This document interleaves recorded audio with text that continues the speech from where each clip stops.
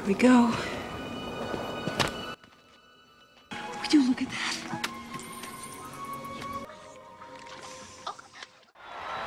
Harry, these are organisms from another world. They're aliens.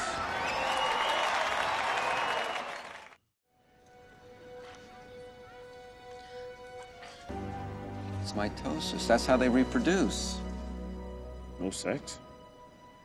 No time for sex.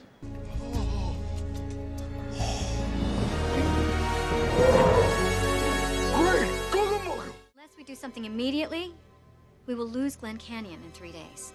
Great merciful Christ. In a week, the rest of Arizona.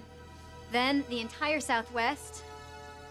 In 2 months, the United States officially belongs to them. And we are extinct.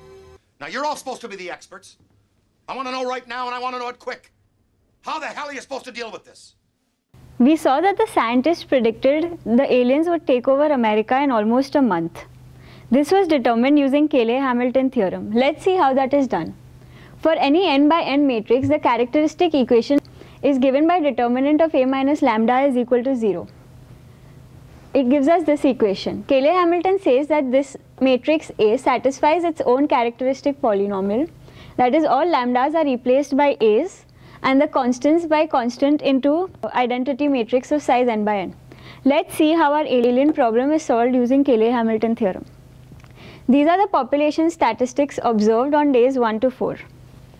We put that in state equation where pk plus 1 and pk plus 2 indicate the alien population at times t0 and t1. Solving these equations simultaneously, we obtain the values of A, B, C and D to obtain matrix A is equal to 2, 5, 1, 0. Thus we get the characteristic polynomial by A minus lambda I as lambda square minus 2 lambda minus 5 is equal to 0.